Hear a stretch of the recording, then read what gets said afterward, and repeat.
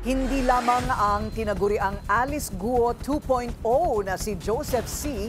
ang nagpapanggap umano na Pilipino, kundi maging ang anak nito. Sa privilege speech sa Senado, ipinakita ni Senador Risa Hontiveros ang valid Chinese at Filipino passports na hawak ni Johnson Kai Chen.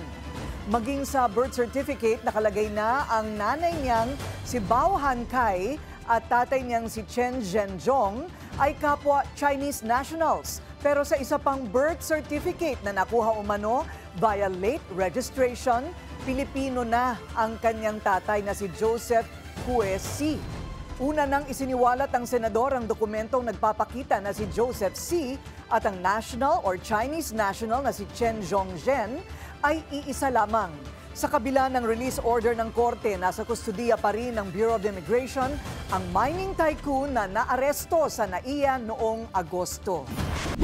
Manatiling nakatutok sa Bilyonaryo News Channel. Sumubaybay sa aming social media accounts at mag-subscribe sa aming YouTube channel para sa mga bago at eksklusibong balita.